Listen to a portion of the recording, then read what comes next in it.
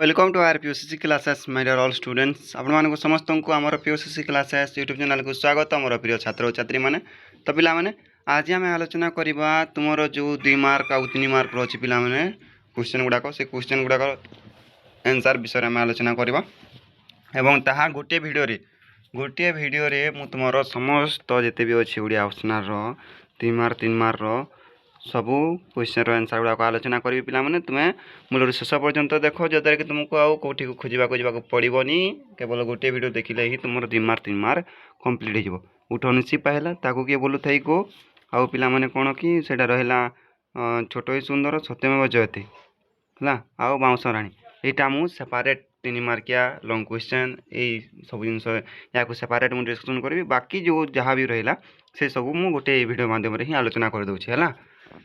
तो देख परशुराम परशुराम क्वेश्चन अच्छे परशुराम रामचंद्र को कौन छेदन करने को कहते परशुराम रामचंद्र को कौन छेदन करने को कहते तो कविता हूँ परशुराम भेट कवि होती बलराम दास देख तुम्हें मैंने केवल जदि कविता और कवि कि लेखा और लेखक ना जी केवल घोषी दीच ताहले भी पिला तुम मन बेनिफिट अच्छे है यहाँ जमीती हेले सबू जगार लिख लेखा हो लेखक ना तेणु मो हिसाब से जिते भी कवि एवं कविता अच्छी कि प्रबंध अच्छी प्राबंधिक अच्छी गल्प एवं गाल्पिक अच्छा समस्त सब जिन घोषी दियो खाली केवल ना माने सूचीपत्र जिते भी अच्छी जद्वारा कि तुम जब कौन आंसर ठीक हिसाब से न जाच मन कर परशुराम रामचंद्र को कौन छेदन कर तार आंसर तुम जान किंतु जब परशुराम जो कथा उठू परशुराम भेट कविता तुम जान बा सुराक मिलगला तुमको ताले कविता परशुराम भेट लिखिदेव कवि होती बलराम दास एति लिखिकी तले जब आंसर तुम भूल भी लिखुच ताले भी तुमको गोटे मार्क मिल जेहतु 2 मार्क ताहले लेखा लेख गोटे मार्क मिले तो तुमको गोटे मार्क मिल जदि आंसर तुम ठीक कर गोटे मार्क मिल है तेणु पिला माने तुम्हें कविता कवि कि गल्प गाल्पिक लेखक लेखिका जिते भी अच्छा समस्त को पूरा पूरा मुखस्त करनी छाड़ तो पिला माने क्वेश्चन देख परशुराम रामचंद्र को कौन छेदन कहते ना कविता हूँ परशुराम भेट कवि होती बलराम दास परशुराम श्रीरामचंद्र को श्रीरामचंद्र हस्त को वैष्णव धनुटी बढ़ाई देले और से धनुरे से परलोक दुस्तर पाप भार छेदन करने को कहते 2 नंबर मिथिलारू बाहरी श्रीरामचंद्र क्यों स्थान में रही कविता हूँ परशुराम भेट कवि होती बलराम दास मिथिलारू बाहरी श्रीराम प्रथम वैशालीपुर में रहिले यापर से विपुल वन और सिद्ध वन गमन कर विश्वामित्र आश्रम रही वशिष्ठ दशरथ को कौन बुझाई कविता परशुराम भेट कवि होती बलराम दास वशिष्ठ दशरथ को बुझाई परशुराम होती क्षत्रिय कुलर वैरी बा क्षत्रिय मानकर वैरी से सिद्धवन में आश्रम कर रही भेट पड़े अघटन घटव बोली से कहले वीरत्वर बाद्य शुणी परशुराम क्यों सन्देह पड़े कविता परशुराम भेट कवि बलराम दास वीरत्वर बाद्य शुणी परशुराम ध्यान भग्न है समस्ते वीर मान विनाश करते किए केउठी देहधारी वीरत्वर बजाऊँगी से विषय से सन्देह पड़े क्रोध जर्जरित परशुराम संपर्क में वशिष्ठ दशरथ को कौन बुझाई कविता परशुराम भेट कवि बलराम दास क्रोध जर्जरित परशुराम संपर्क में वशिष्ठ दशरथ को बुझाई तपस्वी परशुराम वीरत्वर शुणी आसी प्रबोधन देवाकू जीवाकू हेब सैन्य सामंत जाई राजा दशरथ को कौन कहले कविता परशुराम भेट कवि बलराम दास सैन्य सामंत राजा दशरथ को कहले जे परशुराम पथरोध करिसंती परशुराम कहार नंदन थिले एवं से केउ कूल को मंडन करथिले तो कविता परशुराम भेट कवि बलराम दास परशुराम जमदग्नि ऋषि नंदन थिले एवं से भृगुकुल को मंडन करते भृगु ऋषि जो कूल था मंडन करते कवि बलराम दास को 2 खंड पुस्तकर नाम लेख कविता परशुराम भेट कवि होती बलराम दास कवि बलराम दास रचित 2 खंड पुस्तक हो जगमोहन रामायण आ गोटे हूँ लक्ष्मीपुराण जहाँकि ओडिशार घरे घरे परिचित राम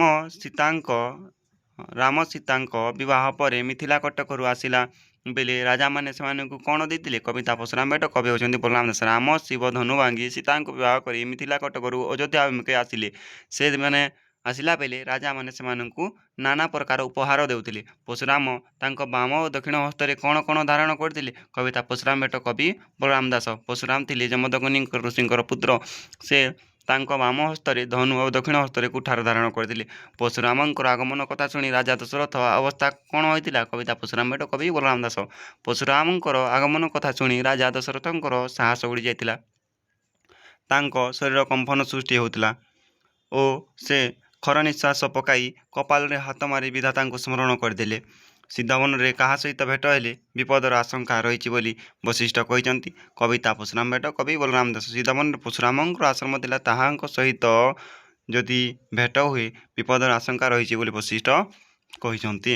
ମେରୁହୁ ଗୁରୁ ଏବଂ ବଜ୍ରହୁ ଆଣ୍ଟ କାହା ବିଷୟରେ କୁହାଯାଇଛି? କବିତା ପରଶୁରାମ ଭେଟ କବି ବଳରାମ ଦାସ। ମେରୁହୁ ଗୁରୁ ଏବଂ ବଜ୍ରହୁ ଆଣ୍ଟ ଏହା ଶିବଧନୁ ବିଷୟରେ କୁହାଯାଇଛି।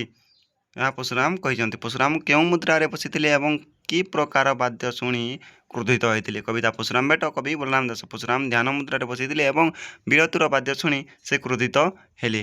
ଏହି ବାଦ୍ୟ ଶୁଣରେ ତାଙ୍କର ଧ୍ୟାନ ଭଙ୍ଗ ନ ହୋଇଥିଲା। ପରଶୁରାମ ତାଙ୍କ ଶରୀରରେ କେଉଁ ଅଙ୍ଗରେ ନାଗବନ୍ଧ ପିନ୍ଧିଥିଲେ ଏବଂ କଟିରେ କ'ଣ ପରିଧାନ କରିଥିଲେ? କବିତା ପରଶୁରାମ ଭେଟ କବି ବଳରାମ ଦାସ। କୋପ ଜର୍ଜରିତ ପରଶୁରାମ ବନସ୍ତରୁ ବାହାରିଲେ ସେ ତାଙ୍କ ଶିରରେ ନାଗବନ୍ଧ ପିନ୍ଧିଥିଲେ ଏବଂ କଟିରେ କାଛଟା ପରିଧାନ କରିଥିଲେ। ତାପରେ ଦେଖ ନେକ୍ସଟ ପିଲାମାନେ, ନନ୍ଦ ଘରେ କେଉଁ ପୂର୍ଣ୍ଣିମାରେ ଉତ୍ସବ ପାଳନ କରାଯାଉଥିଲା? କବିତା ସରହ ସୁନ୍ଦରୀ କବି ଅଚ୍ୟୁତାନନ୍ଦ ଦାସ। ନନ୍ଦ ଘରେ କୁମାର ପୂର୍ଣ୍ଣିମାରେ ଉତ୍ସବ ପାଳନ କରାଯାଉଥିଲା। ନନ୍ଦ ଘରେ ଆନନ୍ଦର ଉତ୍ସବ ଲାଗିଥିଲା। ତାପରେ ଦେଖ ନେକ୍ସଟ କ୍ୱେଶ୍ଚନ୍, ନନ୍ଦ ଘରେ କେଉଁ ପୂର୍ଣ୍ଣମୀରେ ଉତ୍ସବ ପାଳନ କରାଯାଉଥିଲା? କବିତା ସରହ ସୁନ୍ଦରୀ କବି ଅଚ୍ୟୁତାନନ୍ଦ ଦାସ। ନନ୍ଦ ଘରେ କୁମାର ପୂର୍ଣ୍ଣିମାରେ ଉତ୍ସବ ପାଳନ କରାଯାଉଥିଲା। ନନ୍ଦ ଘରେ ଆନନ୍ଦ ଉତ୍ସବ ଲାଗିଥିଲା। ଏଇଟା ତ ପିଲାମାନେ ରିପିଟ୍ ହେଇଗଲା କ୍ୱେଶ୍ଚନଟା। 2 ନମ୍ବର ଦେଖ, ସରହ ସୁନ୍ଦରୀ କେଉଁ ରସରେ ଗୁଣଗ୍ରାହୀ ଥିଲା? କବିତା ସରହ ସୁନ୍ଦରୀ କବି ଅଚ୍ୟୁତାନନ୍ଦ ଦାସ। ସରହ ସୁନ୍ଦରୀ ଅତ୍ୟନ୍ତ ଚତୁରୀ ଥିଲା। ସେ ନବରସରେ ଗୁଣଗ୍ରାହୀ ଥିଲା। କୃଷ୍ଣଙ୍କୁ କି ପୁରୁଷ ବୋଲି ଦୂତି କହିଛନ୍ତି?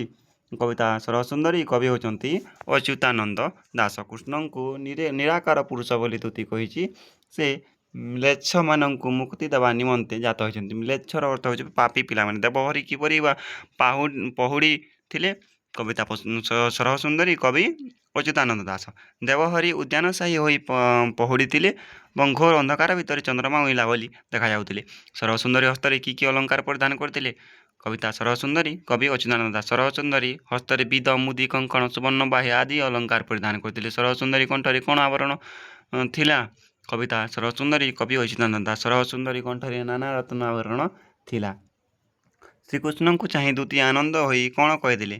କବିତା ସରହ ସୁନ୍ଦରୀ କବି ହେଉଛନ୍ତି ଅଚ୍ୟୁତାନନ୍ଦ ଦାସ। ଶ୍ରୀକୃଷ୍ଣଙ୍କୁ ଚାହିଁ ଦୂତି ଆନନ୍ଦ ହୋଇ ନିସ୍ତାର ଲାଭ କଲି ବୋଲି କହିଲା। ସରହ ସୁନ୍ଦରୀ କେତେବେଳେ ଏବଂ କେଉଁଠାରେ ଆସି ମିଳିଲା? କବିତା ସରହ ସୁନ୍ଦରୀ କବି ଅଚ୍ୟୁତାନନ୍ଦ ଦାସ। ସରହ ସୁନ୍ଦରୀ ଗୋପନଗରରେ ଥିବା ରାଧାକୃଷ୍ଣଙ୍କର ମିଲନ କାରଣୀ ଦୂତି ଏବଂ ସେ 2 ଘଡ଼ି ରାତିରେ ନନ୍ଦ ମନ୍ଦିରରେ ଆସି ମିଳିଲା। ସରହ ସୁନ୍ଦରୀ ଦେଖିବାକୁ କିପରି? କବିତା ସରହ ସୁନ୍ଦରୀ କବି ଅଚ୍ୟୁତାନନ୍ଦ ଦାସ। ସରହ ସୁନ୍ଦରୀ ଦେଖିବାକୁ ଶ୍ୟାମଳ ବର୍ଣ୍ଣଯୁକ୍ତ। ତାର ଦନ୍ତହୀନ ମୁଖ ଏବଂ ପାଚିଲା ଲମ୍ବା କେଶ ପୃଷ୍ଠଦେଶରେ ଲମ୍ବିଥିଲା। ସରହ ସୁନ୍ଦରୀ କି ବିଦ୍ୟା ଜାଣିଥିଲା? କବିତା ସରହ ସୁନ୍ଦରୀ କବି ଅଚ୍ୟୁତାନନ୍ଦ ଦାସ। ସରହ ସୁନ୍ଦରୀ ନବନାଟକ, ମୋହନ ନୃତ୍ୟ, ଗୀତ ଆଦି ଜାଣିଥିଲା। ସେ ନାନା ରଙ୍ଗକୁଶଳା ଥିଲା। ସରହ ସୁନ୍ଦରୀ କର୍ଣ୍ଣ ନାସାରେ କି ପ୍ରକାର ଅଳଙ୍କାର ଗ୍ରହଣ କରିଥିଲା? କବିତା ସରହ ସୁନ୍ଦରୀ କବି ଅଚ୍ୟୁତାନନ୍ଦ ଦାସ। ସରହ ସୁନ୍ଦରୀ କର୍ଣ୍ଣରେ ତଡ଼କୀ, ନାସାରେ ନାକଚଣା ଆଦି ଅଳଙ୍କାର ଗ୍ରହଣ କରିଥିଲା। ସେ ଥିଲା ସମସ୍ତଙ୍କର ପ୍ରିୟ। ସରହ ସୁନ୍ଦରୀ କାହାର ଚିତ୍ତ ଅବହେଳାରେ ରଞ୍ଜି ପାରେ? କବିତା ସରହ ସୁନ୍ଦରୀ କବି ଅଚ୍ୟୁତାନନ୍ଦ ଦାସ। ସରହ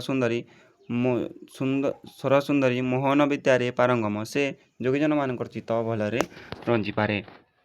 କେତେ ଘରେ ସରହ ସୁନ୍ଦରୀ ଠଣା ଥାଏ? କବିତା ସରହ ସୁନ୍ଦରୀ କବି ଅଚ୍ୟୁତାନନ୍ଦ ଦାସ। ବୟସରେ ବୃଦ୍ଧା ହେଲେ ମଧ୍ୟ ସରହ ସୁନ୍ଦରୀ ଜଗତ ଜିଣା। 9 ଲକ୍ଷ ଘର ଯାକେ ସବୁଠାରେ ତାର ଠଣା ଥାଏ। ଦୂତିକାର ବାଣୀ କିଏ ସବୁ ଲଙ୍ଘି ପାରନ୍ତି ନାହିଁ? କବିତା ସରହ ସୁନ୍ଦରୀ କବି ଅଚ୍ୟୁତାନନ୍ଦ ଦାସ। ଦୂତିକାର 10 ଦିଗକୁ ମୋହିପାରେ। ଗୋପନରେ ଯେତେକ ଗୋପାଳଣୀ ଅଛନ୍ତି କେହି ଦୂତିକାର ବାଣୀ ଲଙ୍ଘି ପାରନ୍ତି ନାହିଁ। କିଏ କିପରି ଭଗବାନଙ୍କର ଭେଟ ପାଇଲେ? କବିତା ସରହ ସୁନ୍ଦରୀ କବି ଅଚ୍ୟୁତାନନ୍ଦ ଦାସ। ନିରଞ୍ଜନ ନିରାକାର ନିର୍ଗୁଣ ଦେହଧାରୀ ସ୍ୱୟଂ ଭଗବାନ ଶ୍ରୀକୃଷ୍ଣ ଗୋପନଗରରେ ନରନାରୀମାନଙ୍କର ସଦ୍ଭାବରେ ସେହି ଭଗବାନଙ୍କର ଭେଟ ପାଇଲେ। ଅବଳା ମାତ୍ରକେ କେଉଁ ଦାଉ ସହିପାରିବେ ନାହିଁ? କବିତା ଧୀରରାଧା କରଦରି କବି ଅଭିମନ୍ୟୁ ସାମନ୍ତସିଂହାର। ଅବଳା ନାରୀ ତାର ପ୍ରାଣବନ୍ଧୁଠାରୁ ଦୂରେଇ ରହିଲେ ଅହରହ କାମ ବାଧାରେ ପୀଡ଼ିତ ହେବ। ସେହି କାମଦେବର ଦାଉ ଅବଳା ମାତ୍ରକେ ସହିପାରିବେ ନାହିଁ। ପ୍ରୀତି ପୁରନ୍ଦର ବୋଲି ରାଧା କାହାକୁ କହିଛନ୍ତି? କବିତା ଧୀରରାଧା କରଦରି କବି ଅଭିମନ୍ୟୁ ସାମନ୍ତସିଂହାର। ପ୍ରୀତି ପୁରନ୍ଦର ବୋଲି ଶ୍ରୀକୃଷ୍ଣ କହିଛନ୍ତି। ଶ୍ରୀକୃଷ୍ଣଙ୍କୁ କହିଛନ୍ତି। କୃଷ୍ଣ ଶ୍ରୀରାଧାଙ୍କୁ ଠାରୁ ଦୂରରେ ରହିବା ଦୋଷାବହ ବୋଲି ରାଧା ବିଚାର କରିଛନ୍ତି। କୃଷ୍ଣ ହେଲା କରିବା ଯୋଗୁଁ ରାଧାଙ୍କର କ'ଣ ବୁଡ଼ି ଯାଉଛି ଏବଂ କାହିଁକି? କବିତା ଧୀରେ ରାଧା କର ଧରି କବି ଅଭିମନ୍ୟୁ ସାମନ୍ତ ସିଂହାର। କୃଷ୍ଣ ହେଲା କରିବା ଯୋଗୁଁ ରାଧାଙ୍କର ପ୍ରୀତି ଭେଲା ବୁଡ଼ି ଯାଉଛି। କୃଷ୍ଣଙ୍କ ବ୍ୟତୀତ ପ୍ରୀତି ଭେଲା ରହି ନପାରେ ବୋଲି ରାଧା ବିଚାର କରିଛନ୍ତି। କି ଗତି ନ ହେଲେ ଘନରସ ସମ୍ଭବ ନୁହେଁ। କବିତା ଧୀରେ ରାଧା କର ଧରି କବି ଅଭିମନ୍ୟୁ ସାମନ୍ତ ସିଂହାର। ସୌରି ଗତି ନ ହେଲେ ଘନରସ ସମ୍ଭବ ନୁହେଁ। ଫଲରୁ ଜ୍ୟେଷ୍ଠ ତାପରେ ପ୍ରେମ କୃଷି ବିନିଷ୍ଟ ହେବ। କେଉଁ କାରଣରୁ କୃଷ୍ଣଙ୍କ ଅନୁଗ୍ରହ ରାଧାଙ୍କ କପାଳରେ ଲିଖିତ ବୋଲି କବି କହିଛନ୍ତି? ସେ କହିଛନ୍ତି କବିତା ଧୀରେ ରାଧା କର ଧରି କବି ଅଭିମନ୍ୟୁ ସାମନ୍ତ ସିଂହାର। ଶ୍ରୀ ରାଧା କୃଷ୍ଣଙ୍କର ଶ୍ରୀଚରଣରେ ଦେହ ଓ ପ୍ରାଣ ବିକି ଦେଇଥିବାରୁ ସେ ଅନନ୍ୟ ଗତି ଓ କୃଷ୍ଣଙ୍କ ଅନୁଗ୍ରହ ତାଙ୍କର କପାଳରେ ଲିଖିତ ବୋଲି ସେ କହିଛନ୍ତି। କୃଷ୍ଣଙ୍କର ପାଦଧୂଳି ପାଇଲେ ରାଧାଙ୍କର କ'ଣ ହେବ? କବିତା ଧୀରେ ରାଧା କର ଧରି କବି ଅଭିମନ୍ୟୁ ସାମନ୍ତ ସିଂହାର। କୃଷ୍ଣଙ୍କର ପାଦଧୂଳି ପାଇଲେ ରାଧାଙ୍କର ସବୁ ପୁଣ୍ୟ ଜାଗିବ। କିଏ ଉଦେ ହେଲା ପରେ ମଧ୍ୟ କ'ଣ ବୃଷ୍ଟି ହେଲା ନାହିଁ? କବିତା ଧୀରେ ରାଧା କର ଧରି କବି ଅଭିମନ୍ୟୁ ସାମନ୍ତ ସିଂହାର। ଘନଶ୍ୟାମ ଉଦେ ହେଲା ପରେ ମଧ୍ୟ ରସ ବୃଷ୍ଟି ହେଲା ନାହିଁ। ଅବଧିକୁ କଲେ ଅରଜିବ କେଉଁ ନିଧିକିର ଅର୍ଥ କ'ଣ? କବିତା ଧୀରେ ରାଧା କର ଧରି ଅଭିମନ୍ୟୁ ସାମନ୍ତ ସିଂହାର। ଅବଧିକୁ କଲେ ଅରଜିବେ କେଉଁ ନିଧିକିର ଅର୍ଥ ଅନୁଚିତ କର୍ମ କଲେ କେଉଁ ନିଧି ଅବା ପ୍ରାପ୍ତ ହେବ? ଶ୍ରୀରାଧା କୃଷ୍ଣଙ୍କର ନାରୀମରା ନୀତିକୁ ଅବଧି ବୋଲି କହି ଏହାଦ୍ୱାରା କେଉଁ ନିଧି ପ୍ରାପ୍ତ ହେବେ ବୋଲି ଦୂତୀକୁ ପ୍ରଶ୍ନ କରିଛନ୍ତି। ବିଦେହ ପଥ ସଙ୍କାଲେ କିଏ ହେବ ବୋଲି ରାଧା କହିଛନ୍ତି? କବିତା ଧୀରେ ରାଧା କର ଧରି କବି ଅଭିମନ୍ୟୁ ସାମନ୍ତ ସିଂହାର। ପୋଷିଲା ଦାସୀକୁ ନାଶ କଲେ କୃଷ୍ଣଙ୍କର କିଛି ଯଶ ରହିବ ନାହିଁ।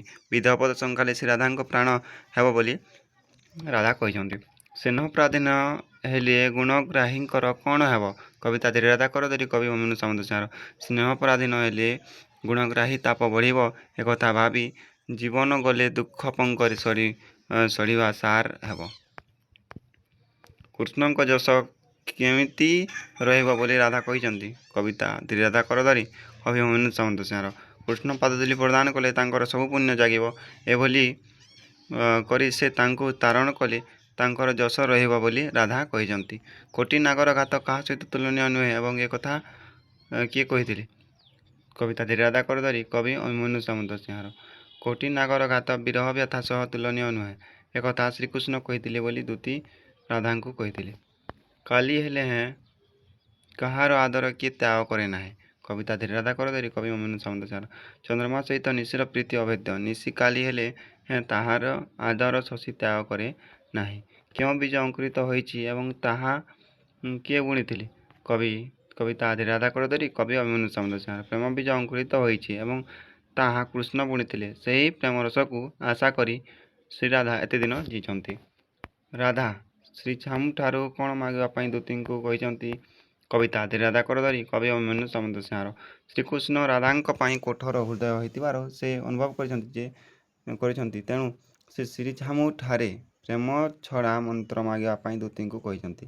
ରାଜା ଦଶରଥ ପରଶୁରାମଙ୍କୁ ଗୁହାରି କରିଛନ୍ତି କାହିଁକି? କବିତା ପରଶୁରାମ ଭେଟ କବି ବଳରାମ ଦାସ। ପରଶୁରାମ ଅତ୍ୟନ୍ତ କ୍ରୋଧ ପ୍ରକାଶ କରି ଦଶରଥଙ୍କ ସମ୍ମୁଖରେ ଉପସ୍ଥିତ ହୋଇଛନ୍ତି। ତାଙ୍କୁ ଦେଖି ଦଶରଥ ଯାନରୁ ଓହ୍ଲାଇ ବଶିଷ୍ଠ ପରାମର୍ଶ କ୍ରମେ ଗୁହାରି କରିଛନ୍ତି। ସୂର୍ଯ୍ୟବଂଶୀମାନେ ତାଙ୍କର ନିକଟରେ ଦୋଷ କରିନଥିବାରୁ ସେ ତାଙ୍କ ପୁତ୍ର ଶ୍ରୀରାମଙ୍କୁ ନାଶ ନ କରିବାକୁ ଗୁହାରି କରିଛନ୍ତି। ବ୍ରହ୍ମେଣ ବ୍ରହ୍ମତୁ ଯୋଗେଣ ଯୋଗେଶ୍ୱର ଏକଥା କିଏ କାହିଁକି କହିଛି? କବିତା ପରଶୁରାମ ଭେଟ କବି ବଳରାମ ଦାସ। କ୍ରୋଧ ଜର୍ଜରିତ ପରଶୁରାମ ଶ୍ରୀରାମଙ୍କ ସମ୍ମୁଖକୁ ହୁଅନ୍ତି ଦଶରଥ କୁଳଗୁରୁ ବଶିଷ୍ଠଙ୍କ ସହିତ ପରଶୁରାମଙ୍କ ସନ୍ନିକଟରେ ପହଞ୍ଚିଛନ୍ତି। ପରଶୁରାମ କ୍ରୋଧ ଶାନ୍ତ କରିବା ପାଇଁ ବିନୟ ଭାବ ପ୍ରକାଶ ପୂର୍ବକ ଦଶରଥ ତାଙ୍କ ମହିମା ଗାନ କରିଛନ୍ତି। ଏହାଦ୍ୱାରା ପରଶୁରାମଙ୍କ କ୍ରୋଧ ଶାନ୍ତ ହେବ ବୋଲି ସେ ଆଶା କରିଛନ୍ତି। ତେଣୁ ପରଶୁରାମଙ୍କୁ ଦଶରଥ ବ୍ରହ୍ମେଣ ବ୍ରହ୍ମତୁ ଯୋଗେଣ ଯୋଗେଶ୍ୱର ବୋଲି କହିଛନ୍ତି। ଶୃଗାଳମାନେ ଶ୍ରୀରାମଙ୍କ ଆଗରେ ରାବ ଦେବାର ଲକ୍ଷଣ କ'ଣ ହୋଇପାରେ? କବିତା ପରଶୁରାମ ଭେଟ କବି ବଳରାମ ଦାସ। ଶୃଗାଳମାନେ ଶ୍ରୀରାମଙ୍କ ଆଗରେ ରାବ ଦେବା ଏକ ଅଶୁଭ ଲକ୍ଷଣ। ସେ ଯେତେବେଳେ ମିଥିଲାପୁରରୁ ବାହାରି ଅଯୋଧ୍ୟାକୁ ଯାତ୍ରା କରୁଥିଲେ ସେହି ସମୟରେ ତାଙ୍କ ଆଗରେ ଶୃଗାଳ ରାବ ଦେବାର ଶୁଣାଯାଇଥିଲା। ଏହା ଦେଖି ଦଶରଥ ଅସ୍ଥିର ହୋଇଉଠିଲେ। ରାଜା ଦଶରଥଙ୍କ ମନରେ ଆଶଙ୍କା ଦେଖାଯାଇଥିଲା କାହିଁକି? କବିତା ପରଶୁରାମ ଭେଟ କବି ବଳରାମ ଦାସ। ଶ୍ରୀରାମଚନ୍ଦ୍ର ଶିବଧନୁ ଭାଙ୍ଗି ସୀତାଙ୍କୁ ବିବାହ କରି ମିଥିଲାରୁ ଅଯୋଧ୍ୟାକୁ ଫେରୁଥିଲେ। ତାଙ୍କ ସହିତ ଥିଲେ ପିତା ଦଶରଥ। ସିଦ୍ଧବନରେ ବିଶ୍ୱାମିତ୍ରଙ୍କ ଆଶ୍ରମରେ ରାତ୍ରି ଯାପନ କରି ପ୍ରଭାତରୁ ପୁନଶ୍ଚ ଯାତ୍ରା ଆରମ୍ଭ କରନ୍ତେ ଦଶରଥ ପଥରେ ବଜ୍ରପାତ, ବାମନୟନ ସ୍ଫୁରଣ, ଗିଧ ପକ୍ଷୀ ଉଡ଼ାଣ, ମନୁଷ୍ୟ ଉପରେ କାକ ଉପବେଶନ, ଶୃଗାଳ ରାବ ଓ ଦିବସରେ କୁହୁଡ଼ି ଆଦି ଅଶୁଭ ଶକୁନମାନ ଦେଖିଲେ। ତେଣୁ ତାଙ୍କ ମନରେ ଆଶଙ୍କା ଦେଖାଦେଇଥିଲା। ପକ୍ଷୀମାନେ ଘୋର କଳରବ କରି ଆକାଶରେ ଉଡ଼ୁଥିବାରୁ କେଉଁ ସୂଚନା ମିଳେ? କବିତା ପରଶୁରାମ ଭେଟ, କବି ବଳରାମ ଦାସ। ପକ୍ଷୀମାନେ ଘୋର କଳରବ କରି ଆକାଶରେ ଉଡ଼ୁଥିବାରୁ ବିପଦର ସୂଚନା ମିଳେ। ଶ୍ରୀରାମଚନ୍ଦ୍ର ମିଥିଳାରୁ ଅଯୋଧ୍ୟା ଅଭିମୁଖେ ଯାତ୍ରା କରୁଥିବା ବେଳେ ଦଶରଥ ଏହି ଅଶୁଭ ସୂଚନାରୁ ବିପଦ ଆଶଙ୍କା କରିଥିଲେ। ଗୃଧ୍ର ପକ୍ଷୀ ଗଗନରେ ପୁନଃ ପୁନଃ ଉଡ଼ି ବୁଲୁଥିଲା। ବୀରଦର୍ପ ଗଞ୍ଜନ ମୁଁ ବୀରଙ୍କର ନାଥ, ଏକଥା କିଏ ଏବଂ କାହିଁକି କହିଛନ୍ତି? କବିତା ପରଶୁରାମ ଭେଟ, କବି ବଳରାମ ଦାସ। ଯୋଗବିଷ୍ଟ ଥିବା ପରଶୁରାମ ଶ୍ରୀରାମଙ୍କର ବୀରତ୍ୱ ଶୁଣନ୍ତେ ତାଙ୍କର ଧ୍ୟାନଭଗ୍ନ ହୋଇଛି। ସମଗ୍ର ବିଶ୍ୱକୁ ବୀରଶୂନ୍ୟ କରିଥିବା ପରଶୁରାମ ଏଥିରେ ଆଶ୍ଚର୍ଯ୍ୟାନ୍ୱିତ ହୋଇଛନ୍ତି। କିଏ ସେହି ପ୍ରତାପୀ ବୀର ଯେ କି ଏଭଳି ଆଚରଣ କରୁଛି? ସେ କ'ଣ ପୂର୍ବ କଥାମାନ ଶୁଣିନାହିଁ କି ବୋଲି ତାଙ୍କର ସଂଶୟ ଜାତ ହୋଇଛି। ନିଜକୁ ବୀରଦର୍ପ ଗଞ୍ଜନକାରୀ ଏବଂ ବୀରମାନଙ୍କର ପ୍ରଭୁ ବୋଲି ଘୋଷଣା କରିବା ସହିତ ଅନ୍ୟ କେହି ବୀରତ୍ୱର ଆସ୍ଫାଳନ କଲେ ତାର ମଥା ଛେଦନ କରିବେ ବୋଲି ପରଶୁରାମ କହିଛନ୍ତି। ପରଶୁରାମଙ୍କର ଧ୍ୟାନ ଭାଙ୍ଗିବାର କାରଣ କ'ଣ? କବିତା ପରଶୁରାମ ଭେଟ, କବି ବଳରାମ ଦାସ। ପରଶୁରାମ ଥିଲେ ଯମଦଗ୍ନି ଋଷିଙ୍କର ପୁତ୍ର। ସେ ମହାକ୍ରୋଧ ଓ କ୍ଷତ୍ରିୟମାନଙ୍କର ବିନାଶକାରୀ। ସେ ସିଦ୍ଧବନରେ ଆଶ୍ରମ କରି ରହୁଥିଲେ। ଶ୍ରୀରାମଚନ୍ଦ୍ର ଶିବଧନୁ ଭାଙ୍ଗି ସୀତାଙ୍କୁ ବିବାହ କରି ମିଥିଳାରୁ ଅଯୋଧ୍ୟାକୁ ଫେରୁଥିବା ବେଳେ ସେ ସିଦ୍ଧବନରେ ପହଞ୍ଚିଥିଲେ। ତାଙ୍କର ବୀରତ୍ୱର ଶବ୍ଦ ଶୁଣି ପରଶୁରାମଙ୍କର ଧ୍ୟାନ ଭାଙ୍ଗିଥିଲା। ପରଶୁରାମଙ୍କର ବେଶଭୂଷା କ'ଣ ଥିଲା? କବିତା ପରଶୁରାମ ଭେଟ, କବି ବଳରାମ ଦାସ। ଯମଦଗ୍ନି ପୁତ୍ର ପରଶୁରାମ ସିଦ୍ଧବନରେ ଆଶ୍ରମ କରି ରହୁଥିଲେ। ତାଙ୍କର ବେଶଭୂଷା ଥିଲା ବିଚିତ୍ର। ମସ୍ତକରେ ନାଗବନ୍ଧ, ପିଙ୍ଗଳାର ଜଟା, ଶ୍ରବଣରେ କୁଣ୍ଡଳ, କଟିରେ କାଛଡ଼ା ଥିଲା, କଣ୍ଠରେ ତୁଳସୀ ରୁଦ୍ରାକ୍ଷମାଳ ଓ ହୃଦୟରେ ପୁନେଇ ଚାନ୍ଦର ମାଳ ଥିଲା। ସେ କଟିତଟରେ କୃଷ୍ଣସାର ମୃଗର ଛାଲ ଭିଡ଼ିଥିଲେ। ପରଶୁରାମଙ୍କୁ ସମ୍ମୁଖରେ ଦେଖି ରାଜା ଦଶରଥ କ'ଣ କଲେ? କବିତା ପରଶୁରାମ ଭେଟ, କବି ବଳରାମ ଦାସ। ପରଶୁରାମଙ୍କୁ ସମ୍ମୁଖରେ ଦେଖି ରାଜା ଦଶରଥ ବଶିଷ୍ଠ ପରାମର୍ଶ କ୍ରମେ ରଥରୁ ଅବତୀର୍ଣ୍ଣ ହେଲେ ଏବଂ ସେ ଯୋଡ଼ହସ୍ତ ପୂର୍ବକ ପରଶୁରାମଙ୍କ ପାଦରେ ପ୍ରଣୀତ ଜ୍ଞାପନ କଲେ। ପୁଣ୍ୟ ବଳରୁ ତାଙ୍କର ଦର୍ଶନ ପାଇଯିବାର ସ୍ୱୀକାର କଲେ ଏବଂ ସେ ଭୃଗୁକୁଲ ମଣ୍ଡନ ତପିଶ୍ରେଷ୍ଠ ସ୍ୱୟଂ ଈଶ୍ୱର ସ୍ୱରୂପ ହୋଇଥିବାରୁ ତାଙ୍କୁ ଦର୍ଶନ କରି ତାଙ୍କ ଶରୀର ସମସ୍ତ ପାପ କ୍ଷୟ ହେଲା ବୋଲି ଆତ୍ମପ୍ରକାଶ କଲେ। ପରଶୁରାମଙ୍କର ଆଗମନରେ ରାଜା ଦଶରଥଙ୍କର ସୈନ୍ୟ ସାମନ୍ତ ଛତ୍ରଭଙ୍ଗ ଦେଲେ କାହିଁକି? କବିତା ପରଶୁରାମ ଭେଟ, କବି ବଳରାମ ଦାସ। ସିଦ୍ଧବନରେ ଆଶ୍ରମ କରି ଯୋଗବିଷ୍ଟ ଥିବା ପରଶୁରାମ ଶ୍ରୀରାମଙ୍କର ବୀରତ୍ୱର ଶୁଣନ୍ତେ ତାଙ୍କର ଧ୍ୟାନଭଗ୍ନ ହେଲା। ସେ କ୍ରୋଧ ଜର୍ଜରିତ ହୋଇ ଧନୁ ଓ କୁଠାର ଆଦି ଅସ୍ତ୍ର ସହିତ ଭୟଙ୍କର ରୂପ ଧରି ଦଶରଥଙ୍କ ସୈନ୍ୟମାନଙ୍କ ଗତି ରୋଧ କଲେ। କୋପମୂର୍ତ୍ତିଯୁକ୍ତ ପରଶୁରାମଙ୍କ ଆଗମନରେ ରାଜା ଦଶରଥ ସୈନ୍ୟ ସାମନ୍ତ ଛତ୍ରଭଙ୍ଗ ଦେଲେ। ଚନ୍ଦ୍ରକୁ ଆବୋରି ଯେଶନକ ଉଦୟେ ନକ୍ଷତ୍ରପନ୍ଥୀର ଅର୍ଥ ବୁଝାଇ ଲେଖ। କବିତା ସରହ ସୁନ୍ଦରୀ, କବି ଅଚ୍ୟୁତାନନ୍ଦ ଦାସ। ଗଗନମଣ୍ଡନ କରିଥିବା ଚନ୍ଦ୍ରମାକୁ ନକ୍ଷତ୍ର ସମୂହ ବେଢ଼ି ରହିଲା ବୋଲି କୃଷ୍ଣଙ୍କୁ ଚତୁଃପାର୍ଶ୍ୱରେ ଗୋପାଙ୍ଗନାମାନେ ମଣ୍ଡିତ ହୋଇଥିଲେ। ସେହି ଦୃଶ୍ୟକୁ କବି ଅତ୍ୟନ୍ତ ସୁନ୍ଦର ଭାବେ ବର୍ଣ୍ଣନା କରିଛନ୍ତି ଏବଂ କୁମାର ପୂର୍ଣ୍ଣିମା ଅବସରରେ ରତ୍ନ ପଲଙ୍କରେ ବିଜେ କରିଥିବା କୃଷ୍ଣ ଜ୍ୟୋତି ପ୍ରକାଶ କରୁଥିବା ବେଳେ ଗୋପାଙ୍ଗନାମାନେ ବେଢ଼ି ରହିଛନ୍ତି। ଚନ୍ଦ୍ରକୁ ଆବୋରି ଯେଶନକ ଉଦୟେ ନକ୍ଷତ୍ରପନ୍ଥୀ ସୁଷମା ପ୍ରକାଶ କରୁଥିଲେ। ଗୋବିନ୍ଦର ମଧ୍ୟସ୍ଥକୁ ସେ ଗୋପପୁରରେ ରହି ଏହାର ଅର୍ଥ ପ୍ରକାଶ କର। କବିତା ସରସୁନ୍ଦରୀ, କବି ଅଚ୍ୟୁତାନନ୍ଦ ଦାସ। ସରସୁନ୍ଦରୀ ଦୂତୀ ଗୋପପୁରରେ ଅଖଣ୍ଡ ପ୍ରାଧାନ୍ୟ ବିସ୍ତାର କରିଥିଲା। ତାଙ୍କ ସମ୍ପର୍କରେ ଗୋପପୁରରେ କେହି କିଛି ସଠିକ୍ ତଥ୍ୟ ନ ଜାଣିଥିଲେ ମଧ୍ୟ ସେ ସମସ୍ତଙ୍କର ଜଣା। ଭୂତ ଭବିଷ୍ୟ ବର୍ତ୍ତମାନ ତାର ଜିଭ ଆଗରେ ଥୁଆ। ଶ୍ରୀରାଧାଙ୍କର ସହିତ ଗୋବିନ୍ଦଙ୍କର ପ୍ରେମ ଲୀଳାରେ ସେ ମଧୁରତା କରିବା ପାଇଁ ଗୋପପୁରରେ ବାସ କରୁଥିଲା। ରାଧା ଓ ଗୋବିନ୍ଦ ରାସଲୀଳାର ସକଳ ଭାବ ତାକୁ ଜଣା। ସରସୁନ୍ଦରୀ ରୂପ ଶୋଭା କିପରି ଥିଲା? କବିତା ସରସୁନ୍ଦରୀ, କବି ଅଚ୍ୟୁତାନନ୍ଦ ଦାସ। ସରସୁନ୍ଦରୀ ହେଉଛନ୍ତି ରାଧାକୃଷ୍ଣଙ୍କର ମିଳନକାରୀ ଦୂତୀ। ରୂପଶୋଭା ଦୃଷ୍ଟିରୁ ତାର ତନୁ ଶ୍ୟାମଳ ବର୍ଣ୍ଣ, ଦନ୍ତ, ମୁଖ ଓ ପାଚିଲା ଲମ୍ବା ବାଳ। ତା ହାତରେ ମୁଦି, କଙ୍କଣ ଏବଂ ସୁବର୍ଣ୍ଣ ବାହୁଟି ଶୋଭା ପାଉଥିଲା। ମ୍ଲେଚ୍ଛାଦି ମୁକ୍ତି ନିମନ୍ତେ ହୋଇଛି ଉଦୟ। କିଏ କାହାକୁ କେଉଁ ପ୍ରସଙ୍ଗ କହିଛି? କବିତା ସରସୁନ୍ଦରୀ, କବି ଅଚ୍ୟୁତାନନ୍ଦ ଦାସ। ଭାବଗ୍ରାହୀ କୃଷ୍ଣଙ୍କୁ ଦର୍ଶନ କରି ସରସୁନ୍ଦରୀ ଆନନ୍ଦିତ ହୋଇଛି ଏବଂ ସେ ନିସ୍ତାର ଲାଭ କଲେ ବୋଲି ମନରେ ବିଚାର କରିଛି। ଅବଶେଷରେ କୃଷ୍ଣଙ୍କ ମହିମା ଗାନ କରି ଦୂତିକା ସରସୁନ୍ଦରୀ କହିଛି ଯେ କୃଷ୍ଣ ହେଉଛନ୍ତି ନିରାକାର ପୁରୁଷ, ଜ୍ୟୋତି ଓ ସ୍ୱରୂପ। से म्लेच्छादि मुक्ति निमंते उदय होइचंती अर्थात म्लेच्छादि मुक्ति निमंते उदय उदय होइछि उदय अर्थात म्लेच्छादि मुक्ति निमंते होइछि उदय ଏହା ଦୁତି କୃଷ୍ଣଙ୍କୁ ଦର୍ଶନ ଜନିତ ପରିତୃପ୍ତି ପ୍ରସଙ୍ଗରେ କହିଛି। ସରହ ସୁନ୍ଦରୀ କି ବିଦ୍ୟା ଜାଣେ? କବିତା ସରହ ସୁନ୍ଦରୀ କବି ଅଚ୍ୟୁତାନନ୍ଦ ଦାସ। ସରହ ସୁନ୍ଦରୀ ଥିଲା ଅତି ସିଂହାଣୀ ନାରୀ ଓ ନବରସରେ ଗୁଣଗ୍ରାହୀ। ସେ ନାନା ବିଦ୍ୟାରେ ପାରଙ୍ଗମ ଥିଲା। ସେ ଅଷ୍ଟବର୍ଗ ରୁଦ୍ଧିଶୁଦ୍ଧି ଜାଣିଥିଲା। ନବନାଟକ ବିଦ୍ୟା, ନୃତ୍ୟ ଗୀତ ବିଦ୍ୟା ନାନା ରଙ୍ଗରେ ଜାଣେ। ଗୋପପୁରର ନରନାରୀଙ୍କୁ ନାନା ଢଗମାଲି ଏବଂ ଟାହିଟାପରା କରିବା ବିଦ୍ୟା ତାକୁ ବେଶ ଜଣା।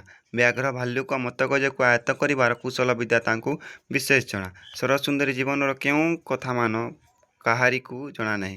କବିତା ସରହ ସୁନ୍ଦରୀ କବି ଅଚ୍ୟୁତାନନ୍ଦ ଦାସ। ସରହ ସୁନ୍ଦରୀ ଗୋପନଗରୀରେ ନିଜେ ଇଚ୍ଛାନୁସାରେ ସୁଖରେ ବାସ କରୁଥିଲେ ମଧ୍ୟ ତାହାର ଜୀବନର କେତେକ କଥାମାନ କାହାରିକୁ ଜଣା ନାହିଁ। ଯଥା ତାହାର ପିତାମାତା ଏବଂ ସ୍ୱାମୀ କିଏ, ସେ କେତେ ଦିନଠାରୁ ଗୋପପୁରରେ ରହି ଆସୁଛି ଏବଂ ସେ ସାଧବା କି ବିଧବା ଇତ୍ୟାଦି ତାହା କେହି ଜାଣନ୍ତି ନାହିଁ। ସରହ ସୁନ୍ଦରୀ କାହାକୁ କିପରି ରଞ୍ଜିପାରେ ଓ କାହାକୁ କିପରି ଭଞ୍ଜିପାରେ। କବିତା ସରହ ସୁନ୍ଦରୀ କବି ଅଚ୍ୟୁତାନନ୍ଦ ଦାସ। ସରହ ସୁନ୍ଦରୀ ଅତ୍ୟନ୍ତ ଧୂର୍ତ୍ତ ଓ ଚତୁରୀ। ତାର ଚତୁରୀରେ ତୁଳନା ନାହିଁ। ସେ କୌତୁକ କରି ଯୋଗୀଜନମାନଙ୍କର ଚିତ୍ତ ରଞ୍ଜିପାରେ ଏବଂ ଭଗବତ ପ୍ରେମୀ ବ୍ରହ୍ମଚାରୀମାନଙ୍କର ଲୟ ଅନାୟାସରେ ଭାଞ୍ଜିପାରେ। କୃଷ୍ଣଙ୍କୁ ଗୋପୀମାନେ ବେଢ଼ି ରହିଥିବା ଦୃଶ୍ୟକୁ କବି କିପରି ବର୍ଣ୍ଣନା କରିଛନ୍ତି? କବିତା ସରହ ସୁନ୍ଦରୀ କବି ଅଚ୍ୟୁତାନନ୍ଦ ଦାସ। କୃଷ୍ଣଙ୍କୁ ଗୋପୀମାନେ ବେଢ଼ି ରହିଥିବା ଦୃଶ୍ୟକୁ କବି ଅତ୍ୟନ୍ତ ମନୋରମ ଭାବେ ବର୍ଣ୍ଣନା କରିଛନ୍ତି। କବିଙ୍କ ବର୍ଣ୍ଣନାରେ କୃଷ୍ଣ ରତ୍ନପଲଙ୍କ ଉପରେ ବିଜେ କରିଛନ୍ତି। ଚାରିପାର୍ଶ୍ୱରେ ଗୋପୀଗଣ ବେଢ଼ି ରହିଛନ୍ତି। ଚନ୍ଦ୍ରକୁ ଆବରି ନକ୍ଷତ୍ରମାନ ଉଦୟ ହେଲା ବୋଲି ଶୋଭା ପାଇଛି ଏବଂ ସ୍ଫୁରିତ ପଦ୍ମବନ ଭିତରେ ରାଜହଂସ ସମ୍ମିଳିତ ହେଲା ଭଳି ଶୋଭା ଦେଖାଯାଉଛି। ବିକଜ ପଦ୍ମବନ ଭିତରେ ଯେସନକ ରାଜହଂସ ଖେଲା। କବି କେଉଁ ଉପଲକ୍ଷେ ଏହି ଉପମା ପ୍ରଦାନ କରିଛନ୍ତି? କବିତା ସରହ ସୁନ୍ଦରୀ କବି ଅଚ୍ୟୁତାନନ୍ଦ ଦାସ। ବିକଜ ପଦ୍ମବନ ଭିତରେ ଯେସନକ ରାଜହଂସ ଖେଲା, ଏହି ଉପମାଟି କବି ଖଟ ଦୋଳିରେ ଶୋଇଥିବା କୃଷ୍ଣଙ୍କ ଚାରିପାଖରେ ଗୋପୀଗଣଙ୍କ ବେଢ଼ାରେ ଉପଲକ୍ଷ୍ୟ ପ୍ରଦାନ କରିଛନ୍ତି। ଏଥିରୁ କବିଙ୍କ ଅଳଙ୍କାରର ପ୍ରୟୋଗ ଚାତୁରୀ ପ୍ରକାଶିତ ହେଉଛି। ମାଙ୍କଡ଼ସା ସୂତାରେ ସେ ବାନ୍ଧି ପାରଇ ମତ୍ତଗଜ, ଏହାର ଅର୍ଥ ବୁଝାଇ ଦିଅ। କବିତା ସରହ ସୁନ୍ଦରୀ କବି ଅଚ୍ୟୁତାନନ୍ଦ ଦାସ। ସରହ ସୁନ୍ଦରୀ ଅତି ଧୂର୍ତ୍ତ ଚତୁରୀ।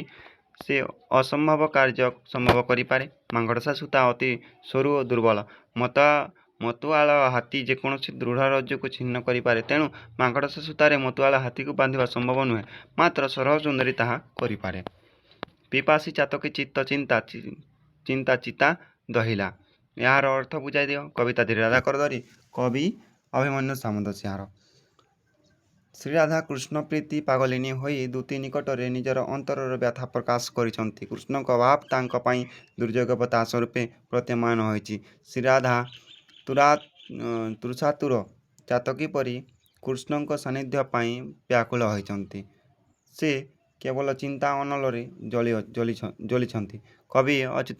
କବି ଅଭିମନ୍ୟୁ ଆଲଙ୍କାରିକ ସୁଷମାରେ ଶ୍ରୀରାଧାଙ୍କ ମନୋଭାବକୁ ଉପସ୍ଥାପିତ କରିବାକୁ ଯାଇ ପିପାସା ଚାତକୀ ଚିନ୍ତା ଚିତ୍ତ ଦହିଲା ବୋଲି ବର୍ଣ୍ଣନା କରିଛନ୍ତି।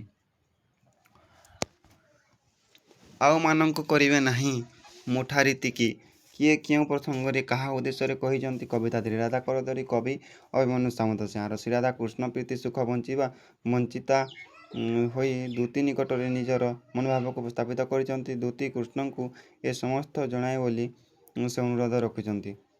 କୃଷ୍ଣ ତାଙ୍କ ପ୍ରତି ଯେଭଳି ଆଚରଣ କରିଛନ୍ତି, ଅନ୍ୟ କାହାର ପ୍ରତି ସେଭଳି ନ କରନ୍ତି ସେ କୃଷ୍ଣଙ୍କୁ ଜଣାନ୍ତୁ ବୋଲି ଆଶା କରିଛି। ଅର୍ଥାତ୍ କୃଷ୍ଣ ପ୍ରୀତି ପ୍ରସଙ୍ଗରେ ଶ୍ରୀରାଧା କୃଷ୍ଣ ଉଦ୍ଦେଶ୍ୟରେ ଏହା କହିଛନ୍ତି। ଦୂତୀ ଗୋ ଏ ଜାତି ରୀତି ପୋଡ଼ୁ ପୋଡ଼ୁ ପ୍ରୀତିର, ଏହାର ଅର୍ଥ ବୁଝାଇ ଲେଖ। କବିତା ଧୀରରାଧା ଧରି କବି ଅଭିମନ୍ୟୁ ସାମନ୍ତସିଂହାର। ଶ୍ରୀରାଧା କୃଷ୍ଣ ପ୍ରୀତି ବଞ୍ଚିତା ହୋଇ ଅନୁଯୋଗ ଭରା କଣ୍ଠରେ ଦୂତୀ ନିକଟରେ ତାଙ୍କର ମନୋଭାବନା ପ୍ରକାଶ କହିଛନ୍ତି। ଦୂତୀ କୃଷ୍ଣଙ୍କୁ ସେ ସମସ୍ତ ଜଣାଉ ବୋଲି ସେ କହିଛନ୍ତି।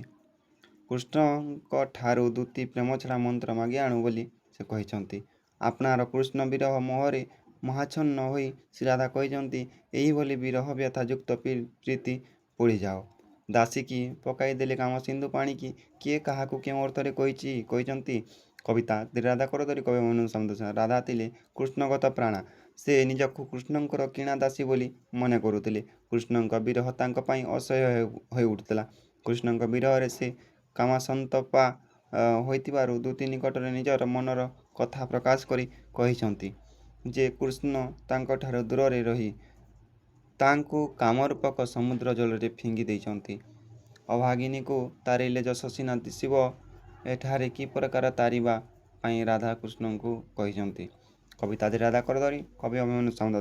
ଶ୍ରୀ ରାଧା କୃଷ୍ଣ ପ୍ରୀତି ପାଗଳିନୀ ହୋଇ କୃଷ୍ଣ ବିରହ ବ୍ୟଥା ସହ୍ୟ ପାରିନାହାନ୍ତି। ଏଣୁ ତାଙ୍କର ପ୍ରେମ ଲୋଭା ରୀତି ଯେପରି ଭାଙ୍ଗିବ ସେପରି ପ୍ରୟାସ କରିବାକୁ ସେ ଦୂତୀକୁ ଅନୁରୋଧ କରିଛନ୍ତି। ଶ୍ରୀକୃଷ୍ଣଙ୍କୁ ତାଙ୍କ ପାଇଁ ବିଦାୟ ମାଗିବା ସହିତ ଶ୍ରୀ ରାଧାକୃଷ୍ଣଙ୍କ ପାଦଧୂଳି କାମନା କରିଛନ୍ତି। ଏଣୁ ଅଭାଗିନୀକୁ ତାରିଲେ ଯଶସ୍ୱିନା ଦିଶିବ କହି ବିରହ ବ୍ୟଥା ତଥା ପ୍ରେମ ଦଶାରୁ ତାରିବା ପାଇଁ ରାଧା କୃଷ୍ଣଙ୍କୁ କହିଛନ୍ତି। କିଣିଥିଲେ ବିନାଶନ୍ତେ କେହି ସେବକୀ, ରାଧା କାହିଁକି ଏକଥା କହିଛନ୍ତି। କବିତା ରାଧା କରଦରି କବି ଅଭିମନ୍ୟୁ ସାମନ୍ତ। କୃଷ୍ଣଗତ ପ୍ରାଣା ଶ୍ରୀ ରାଧା କୃଷ୍ଣ ବିରହ ବ୍ୟଥା ସହ୍ୟ କରିପାରି ନାହାନ୍ତି। ରାଧାଙ୍କ ମନରେ ଏହା ଦୃଢ଼ ପ୍ରତୀତି ହୋଇଛି ଯେ କୃଷ୍ଣ ନାରୀମରା ରୀତିକି ଦୀକ୍ଷିତ ହୋଇଛନ୍ତି। ଏହା ପାଇଁ ସେ ନିଜକୁ କୃଷ୍ଣଙ୍କ କିଣା ଦାସୀ ବୋଲି କହି କିଣିଥିବା ସେବକୀଙ୍କୁ କେହି କ'ଣ ବିନାଶ କରେ କି ବୋଲି ଦୂତୀକୁ ଜଣାଇଛନ୍ତି। ଅବଲା ମାତ୍ରକେ ଏତେ ଦାଉ କେହି ସହିବ? କେଉଁ ଦାଉ କଥା କହିଛନ୍ତି। କବିତା ରାଧା କରଦରି କବି ଅଭିମନ୍ୟୁ ସାମନ୍ତ। ଶ୍ରୀ ରାଧା କୃଷ୍ଣ ବିରହ ବ୍ୟଥାରେ ମର୍ମାହତ ହୋଇଛନ୍ତି। ସେ ନିଜ ହୃଦୟର କଥା କୃଷ୍ଣଙ୍କୁ ଜଣାଇବାକୁ ଦୂତୀକୁ ଅନୁରୋଧ କରିଛନ୍ତି। ଦୂତୀ କୃଷ୍ଣଙ୍କୁ ଜଣାଉ ଯେ ଅବଲା ମାତ୍ରକେ ଏତେ ଦାଉ କେହି ସହିବ। ଏଠାରେ କନ୍ଦର୍ପର ଦାଉ କଥା ରାଧା କହିଛନ୍ତି। ବିଦେହର ପଥ ସଂଖାଲି ପ୍ରାଣଧନ ହୋଇବ, ଏହାର ଅର୍ଥ ବୁଝାଇ ଦିଅ। କବିତା ରାଧା କରଦରି କବି ଅଭିମନ୍ୟୁ ସାମନ୍ତ। ବିଦେହର ପଥ ସଂଖାଲି ପ୍ରାଣଧନ ହୋଇବ, ଏହାର ଅର୍ଥ ବିରହ ବ୍ୟଥା ଜନିତ ମୃତ୍ୟୁ ଲାଭ। ଶ୍ରୀ ରାଧା କୃଷ୍ଣ ବିରହରେ ଅଧୀରା ହୋଇ ଦୂତୀକୁ ଅନୁରୋଧ କରିଛନ୍ତି କୃଷ୍ଣଙ୍କ ନିକଟରେ ତାଙ୍କର ମନର କଥା ଜଣାଇବା ପାଇଁ। ତହିଁରେ ସେ ଜାଣିବାକୁ ଚାହିଁଛନ୍ତି ଯେ କୃଷ୍ଣଙ୍କ ବିରହରେ ତାଙ୍କର ମୃତ୍ୟୁପଥ ହିଁ ଶ୍ରେଷ୍ଠ ଅବଲମ୍ବନ ହେବ। କୃଷ୍ଣଙ୍କର ପ୍ରେମ ଲୋଭା ରୀତି ନ ଭାଙ୍ଗିଲେ କ'ଣ ହେବ ବୋଲି ରାଧା କହିଛନ୍ତି। କବିତା ରାଧା କରଦରି କବି ଅଭିମନ୍ୟୁ ସାମନ୍ତ। କୃଷ୍ଣଙ୍କର ପ୍ରେମଲୋଭା ରୀତି ନ ଭାଙ୍ଗିଲେ ତାଙ୍କୁ ରାଧାଙ୍କର ପ୍ରେମ ଭୂତ ଲାଗିବ ବୋଲି ରାଧା କହିଛନ୍ତି। ଶ୍ରୀ ରାଧା କୃଷ୍ଣ ବିରହ ବ୍ୟଥା ସହ୍ୟ କରି ନ ପାରି ନିଜ ହୃଦୟର କଥା କୃଷ୍ଣଙ୍କୁ ଜଣାଇବା ପାଇଁ ଅନୁରୋଧ କରି ଦୂତୀକୁ କହିଛନ୍ତି ଯେ ସେ କୃଷ୍ଣଙ୍କର ପ୍ରେମଲୋଭା ରୀତି ଭାଙ୍ଗିବାର ପ୍ରୟାସ କରୁ। ଘନରସ ଆଶା କରି ଏତେ କାଳ ଜୀଇଛି, ଏଠାରେ କି ପ୍ରକାର ଘନରସ ସମ୍ପର୍କରେ କୁହାଯାଇଛି। କବିତା ରାଧା କରଦରି କବି ଅଭିମନ୍ୟୁ ସାମନ୍ତ। ଘନରସ ଆଶା କରି ଏତେ କାଳ ଜୀଇଛି, ଏଠାରେ କୃଷ୍ଣଙ୍କର ସାନ୍ନିଧ୍ୟ ତଥା ପ୍ରେମ ରୂପକ ଘନରସ ସମ୍ପର୍କରେ କୁହାଯାଇଛି। କୃଷ୍ଣ ବିରହିଣୀ ରାଧା ଦୂତୀକୁ ଅନୁରୋଧ କରି କହିଛନ୍ତି ଯେ କୃଷ୍ଣ ଯେଉଁ ପ୍ରେମ ବୀଜ ବପନ କରିଥିଲେ ତାହା ଏବେ ଅଙ୍କୁରିତ ହୋଇଛି ଏବଂ ତାଙ୍କର ପ୍ରେମ ରୂପକ ରସକୁ ଆଶା କରି ସେ ବଞ୍ଚି ରହିଛି, ଏହା ସେ କୃଷ୍ଣଙ୍କୁ ଜଣାଉ। ଜନକ ଯାଜ୍ଞବଲ୍କ୍ୟ ସମ୍ବାଦରୁ କାହାର ପ୍ରମାଣ ମିଳେ। ପ୍ରବନ୍ଧ ଆଧ୍ୟାତ୍ମିକ ଭିତ୍ତି। ପ୍ରାବନ୍ଧିକ ରତ୍ନାକର ପତି। ରାଜଶ୍ରୀ ଜନକ ପ୍ରାଚୀନ ଭାରତର ରାଜା ଥିଲେ ଏବଂ ବୃହାଦାରଣ୍ୟ ଉପନିଷଦର ଜନକ ଯାଜ୍ଞବଲ୍କ୍ୟ ସମ୍ବାଦରୁ ଏହାର ପ୍ରମାଣ ମିଳେ। ରାଜଶକ୍ତିର ଆଧ୍ୟାତ୍ମିକ ଜ୍ଞାନଚର୍ଚ୍ଚା ପ୍ରତି ଭକ୍ତି ଓ ଶ୍ରଦ୍ଧାର ଜ୍ୱଳନ୍ତ ଉଦାହରଣ କ'ଣ? ପ୍ରବନ୍ଧ ଆଧ୍ୟାତ୍ମିକ ଭିତ୍ତି। ପ୍ରାବନ୍ଧିକ ରତ୍ନାକର ପତି। ସହସ୍ର ସହସ୍ର ଗାଭୀଙ୍କୁ ସ୍ୱର୍ଣ୍ଣମଣ୍ଡିତ କରି ଆଧ୍ୟାତ୍ମ ବିଦ୍ୟା ବିଶାରଦ ତଥା ବ୍ରହ୍ମଦର୍ଶୀ ଋଷିଙ୍କୁ ଉପହାର ଦେବା ରାଜଶକ୍ତିର ଆଧ୍ୟାତ୍ମିକ ଜ୍ଞାନଚର୍ଚ୍ଚା ପ୍ରତି ଭକ୍ତି ଓ ଶ୍ରଦ୍ଧାର ଜ୍ୱଳନ୍ତ ଉଦାହରଣ। ଏହା ଅକାଟ୍ୟ ଅଟେ। ଆଧ୍ୟାତ୍ମିକ ଅଧୋଗତିର କାରଣ ବୋଲି କେତେକ ମନେ କରନ୍ତି କାହିଁକି? ପ୍ରବନ୍ଧ ଆଧ୍ୟାତ୍ମିକ ଭିତ୍ତି। ପ୍ରାବନ୍ଧିକ ରତ୍ନାକର ପତି। ସଂକୀର୍ଣ୍ଣ ସ୍ୱାର୍ଥର ଗଣ୍ଡି ମଧ୍ୟରେ ଆବଦ୍ଧ ରହି ମାନବିକତା ତା'ର ଆଧ୍ୟାତ୍ମିକତା ହରାଇ ବସିଛି। ତେଣୁ ଆଧ୍ୟାତ୍ମିକତା ଅଧୋଗତିର କାରଣ ବୋଲି କେତେକ ମନେ କରନ୍ତି। ପରମାତ୍ମାଶ୍ରୟୀ ଆଧ୍ୟାତ୍ମିକତା କ'ଣ? ପ୍ରବନ୍ଧ ଆଧ୍ୟାତ୍ମିକ ଭିତ୍ତି। ପ୍ରାବନ୍ଧିକ ରତ୍ନାକର ପତି। ପରମାତ୍ମାଶ୍ରୟୀ ଆଧ୍ୟାତ୍ମିକତା ହେଉଛି ଯାହା ପରମାତ୍ମା ବା ଐଶୀ ଶକ୍ତି ସହିତ ସମ୍ପୃକ୍ତ। ଏହି ଆଧ୍ୟାତ୍ମିକ ଶକ୍ତିଟି ଭୌତିକ ବା ଜଡ଼ାତ୍ମକ ଶବ୍ଦର ବିପରୀତ। ଭୌତିକବାଦର ସ୍ୱରୂପ ନିର୍ଣ୍ଣୟ କର। ପ୍ରବନ୍ଧ ଆଧ୍ୟାତ୍ମିକ ଭିତ୍ତି। ପ୍ରାବନ୍ଧିକ ରତ୍ନାକର ପତି। ଯଦି କୁହାଯାଏ ଯେ ବିଶ୍ୱଜଗତ ନିର୍ଜୀବ ଭୌତିକ ତଥା ଚୈତନ୍ୟହୀନ ଜଡ଼ ପରମାଣୁ ଗୁଡ଼ିକର ଉଦ୍ଦେଶ୍ୟହୀନ ଗତି ଓ ମିଳନରୁ ଉଦ୍ଭୂତ ଏବଂ ତହିଁରୁ ଜୀବ ସୃଷ୍ଟି ହୋଇଛି, ତେବେ ତାହା ହେବ ଭୌତିକବାଦ। ବେଦର ଆଦ୍ୟ ଉଚ୍ଚାରଣ କିପରି ଘଟିଥିଲା? ପ୍ରବନ୍ଧ ଆଧ୍ୟାତ୍ମିକ ଭିତ୍ତି। ପ୍ରାବନ୍ଧିକ ରତ୍ନାକର ପୋଥି। ଆର୍ଯ୍ୟ ଋଷିବୃନ୍ଦ ପୁଣ୍ୟତୋୟା ସରସ୍ୱତୀ କୂଳରେ ପ୍ରକୃତିର ବିରାଟତା ଓ ଅନିର୍ବାଚନୀୟ ସୌନ୍ଦର୍ଯ୍ୟ ଦେଖି ମୁଗ୍ଧ ହୋଇଥିଲେ। ସେହି ସମୟରେ ସେମାନଙ୍କ କଣ୍ଠରୁ ବେଦର ଆଦ୍ୟ ଉଚ୍ଚାରଣ ଘଟିଥିଲା। ବେଦାନ୍ତ ଦର୍ଶନ କ'ଣ ପାଇଁ କ'ଣ ପ୍ରତିପାଦିତ କରିଛି? ପ୍ରବନ୍ଧ ଆଧ୍ୟାତ୍ମିକ ଭିତ୍ତି। ପ୍ରାବନ୍ଧିକ ରତ୍ନାକର ପୋଥି। ବେଦାନ୍ତ ଦର୍ଶନ ପ୍ରତିପାଦିତ କରିଛି ଯେ ଅଦ୍ୱିତୀୟ ଅଖଣ୍ଡ ସଚ୍ଚିଦାନନ୍ଦ ବ୍ରହ୍ମଶକ୍ତି ହିଁ ବିଶ୍ୱର ମୂଳ ପଦାର୍ଥ ବା ମୂଳ କାରଣ ରୂପେ ବିଦ୍ୟମାନ। ସେ ହିଁ ବିଶ୍ୱର ଯାବତୀୟ ବିଭାଗ ବସ୍ତୁ ପ୍ରକ୍ରିୟାର ପ୍ରକାଶମାନ। ଭାରତୀୟ ଦେବ ମନ୍ଦିରମାନ କଳା ନୈପୁଣ୍ୟ କି ବାର୍ତ୍ତା ଦେଇଥାଏ? ପ୍ରବନ୍ଧ ଆଧ୍ୟାତ୍ମିକ ଭିତ୍ତି। ପ୍ରାବନ୍ଧିକ ରତ୍ନାକର ପୋଥି। ଭାରତୀୟ ମନ୍ଦିରମାନଙ୍କର କଳା ନୈପୁଣ୍ୟ ଦେବଶକ୍ତିର ମହତ୍ତ୍ୱ ପ୍ରତିପାଦନର ବାର୍ତ୍ତା ଦେଇଥାଏ। ଦେବଶକ୍ତିର ପ୍ରତିଷ୍ଠା ଓ ଆରାଧନା ଭାରତୀୟ ପ୍ରାଣକୁ ଆଧ୍ୟାତ୍ମିକ ଆଡ଼କୁ ଟାଣିନିଏ। ପ୍ରାଚୀନ ଭାରତରେ କିପରି ରାଜନୀତି କ୍ଷେତ୍ରରେ ଆଧ୍ୟାତ୍ମିକ ମୂଳନୀତି ଥିଲା? ପ୍ରବନ୍ଧ ଆଧ୍ୟାତ୍ମିକ ଭିତ୍ତି। ପ୍ରାବନ୍ଧିକ ରତ୍ନାକର ପୋଥି। ପ୍ରାଚୀନ ଭାରତରେ ରାଜନୀତି କ୍ଷେତ୍ରରେ ଆଧ୍ୟାତ୍ମିକତା ମୂଳନୀତି ଥିଲା। ତେଣୁ ଭାରତରେ ରାଷ୍ଟ୍ର ଧର୍ମ ଭିତ୍ତି ଉପରେ ପ୍ରତିଷ୍ଠିତ। ମାନବର କର୍ମକ୍ଷେତ୍ର କିଭଳି ହେବା ଉଚିତ? ପ୍ରବନ୍ଧ ଆଧ୍ୟାତ୍ମିକ ଭିତ୍ତି। ପ୍ରାବନ୍ଧିକ ରତ୍ନାକର ପୋଥି। ମାନବର କର୍ମକ୍ଷେତ୍ର ଭକ୍ତି ଓ ଜ୍ଞାନ ସହଯୋଗରେ ପରିଚାଳିତ ହେବା ଉଚିତ, କାରଣ କର୍ମ ଭକ୍ତି ସମନ୍ୱିତ ଜ୍ଞାନର ସାଧକ ନହେଲେ ଅକର୍ମରେ ପରିଣତ ହୁଏ। ପୃଥିବୀର ସାରା ଲୋକଙ୍କ ଦ୍ୱାରା ବ୍ୟବହୃତ ହେଉଥିବା କେଉଁ ତିନୋଟି ଶବ୍ଦ ବିଶେଷ ଅର୍ଥ ବହନ କରେ? ପ୍ରବନ୍ଧ ସମାନତା ସ୍ୱାଧୀନତା ଭ୍ରାତୃତ୍ୱ। ପ୍ରାବନ୍ଧିକ ଚିତ୍ତରଞ୍ଜନ ଦାସ। ପୃଥିବୀର ସାରା ଲୋକଙ୍କ ଦ୍ୱାରା ବ୍ୟବହୃତ ହେଉଥିବା ସମାନତା ସ୍ୱାଧୀନତା ଭ୍ରାତୃତ୍ୱ ଏହି ତିନୋଟି ଶବ୍ଦ ବିଶେଷ ଅର୍ଥ ବହନ କରେ। ଆମ ଭାଷାରେ ଥିବା ଏହି ତିନୋଟି ଶବ୍ଦ ବିଶେଷ ବେଗ ତଥା ଉଦ୍ବେଳନ ଆଣିଦିଏ।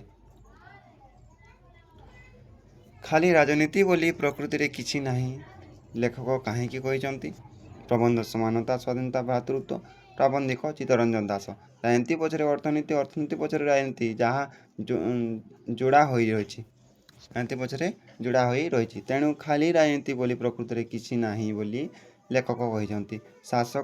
ଶାସନସ୍ତରୀୟ ଗଠନ ଗୁଡ଼ିକ ରାଜତନ୍ତ୍ରରୁ ଏକ ଗଣତନ୍ତ୍ରୀୟ ଚେହେରାକୁ ବଦଳି ଯାଇଥିଲେ ମଧ୍ୟ ତଥାପି କ'ଣ ସବୁ ପୂର୍ବପରି ଜାରି ରହିଛି? ପ୍ରବନ୍ଧ ସମାନତା ସ୍ୱାଧୀନତା ଭ୍ରାତୃତ୍ୱ। ପ୍ରାବନ୍ଧିକ ଚିତ୍ତରଞ୍ଜନ ଦାସ।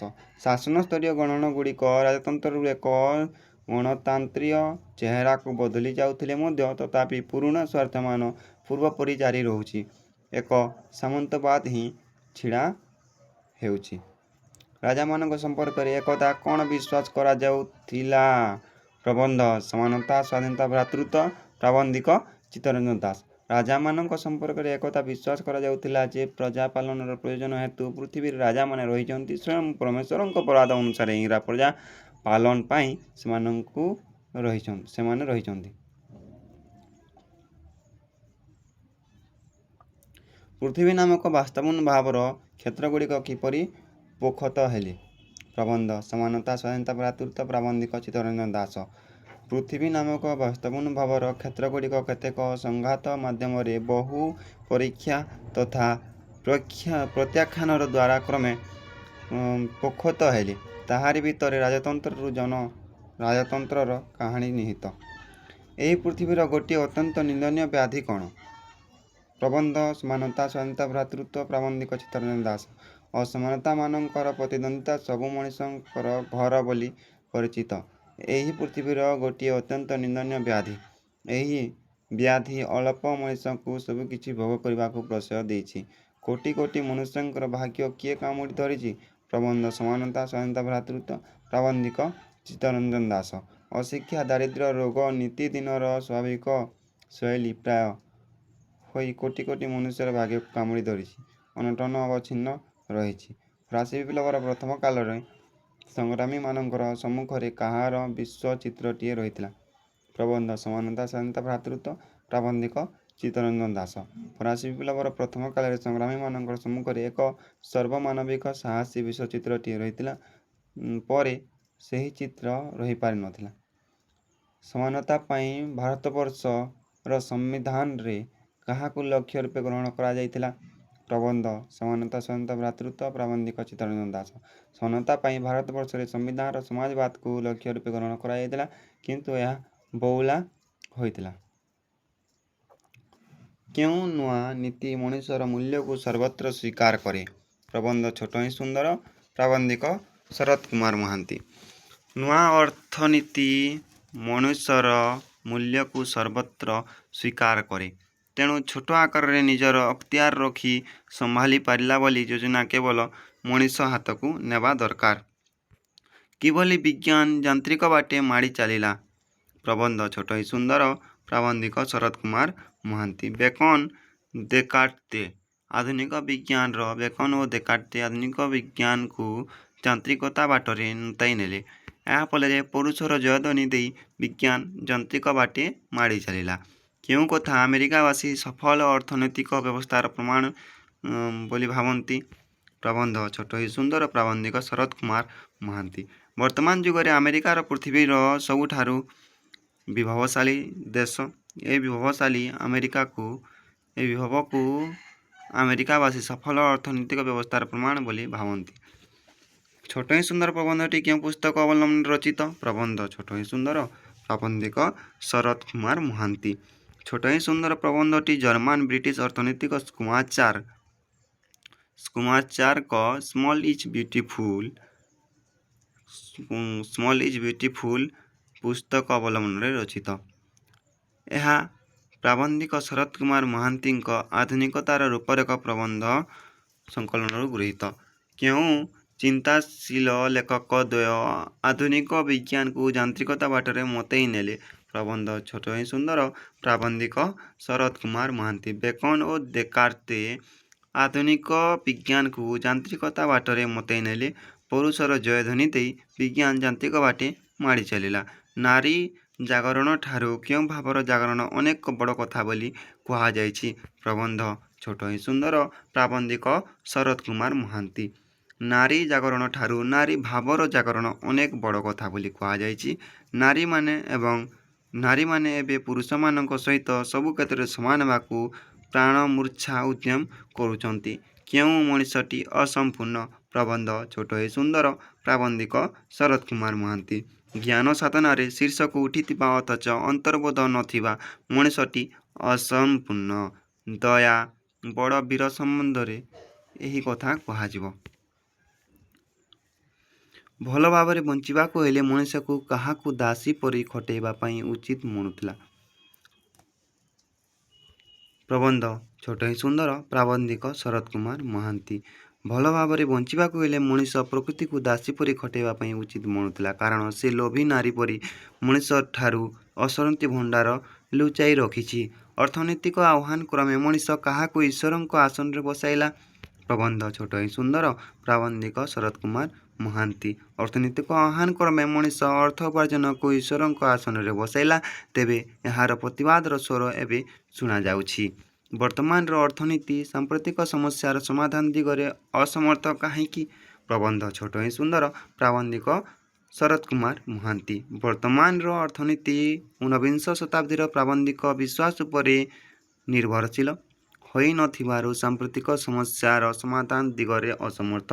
ଆଧୁନିକ ଟେକ୍ନୋଲୋଜି ମଣିଷର ସବୁ ଦୁର୍ଦ୍ଦଶା ପାଇଁ ଦାୟୀ। ଅନ୍ତର ବାହାରେ ଏକା ବୋଲି କିଏ କାହିଁକି ଅନୁଭବ କଲେ? ଗଳ୍ପ ପକ୍ଷାଘାତ ଗାଳ୍ପିକ ବାମାଚରଣ ମିତ୍ର। ଦୁର୍ଯ୍ୟୋଧନ ବାବୁଙ୍କ ପରିବାରରେ ସମସ୍ତେ ଯେ ଯାର ପ୍ରବୃତ୍ତିରେ ମାର୍ଗ ଧରି କିଏ କେଉଁଆଡ଼େ ଯାଇଥାନ୍ତି ଓ ଅନେକ ରାତିରେ ଫେରନ୍ତି। ସେମାନଙ୍କ ଫେରିବା ସମୟ ଯାଏଁ ଦୁର୍ଯ୍ୟୋଧନ ବାବୁ ଅନ୍ତର ବାହାରେ ନିହାତି ଏକା ବୋଲି ଅନୁଭବ କରନ୍ତି।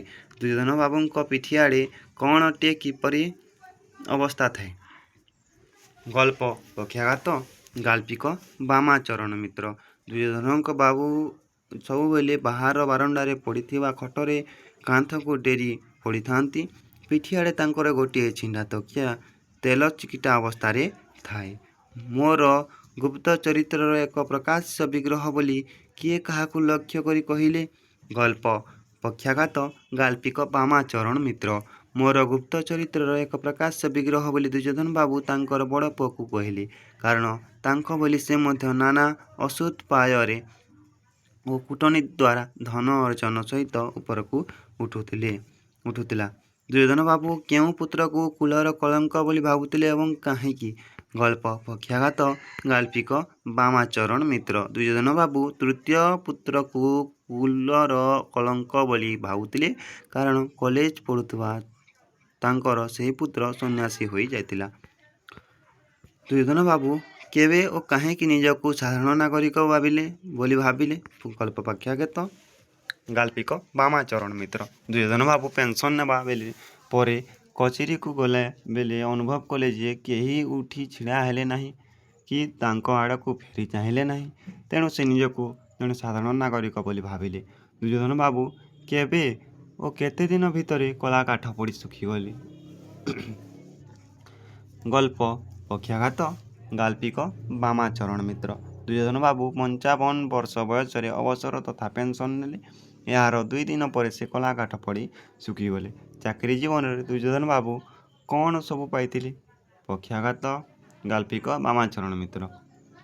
ଦୁର୍ଯ୍ୟୋଧନ ବାବୁ ଖୁବ୍ ତଳ ସ୍ତରରୁ ଚାକିରି ଆରମ୍ଭ କରି ଅତି ଉଚ୍ଚ ଆସନରେ ପହଞ୍ଚିଥିଲେ ଏବଂ ଚାକିରି ଜୀବନରେ ସେ କ୍ଷମତା, ପ୍ରତିପତ୍ତି, ସମ୍ମାନ, ଅର୍ଥ ଆଦି ସବୁକିଛି ପ୍ରଚୁର ପାଇଥିଲେ। ନାରୀର ସୁପ୍ତ ଅଭିଳାଷା ଜଗାଇବା ଅନୁଚିତ ବୋଲି କିଏ କାହିଁକି କହିଥିଲେ? ଗଳ୍ପ ପକ୍ଷାଘାତ ଗାଳ୍ପିକ ବାମାଚରଣ ମିତ୍ର। ନାରୀର ସୁପ୍ତ ଅଭିଳାଷା ଜଗାଇବା ଅନୁଚିତ ବୋଲି ମେପାସାଁ କହିଥିଲେ କାରଣ ତାହା ଥରେ ଜାଗିଲେ ତା'ର ଗତିରୋଧ କରିବା ଅସମ୍ଭବ। କ୍ୱେଶ୍ଚନ୍ ପଢ଼ିଲେ ପିଲାମାନେ ଯେ ନାରୀର ସୁପ୍ତ ଅଭିଳାଷାକୁ ଜଗାଇବା ଅନୁଚିତ କିଏ କହିଥିଲେ? ମେପାସାଁ। ହେଲା, ମନେ ରଖ।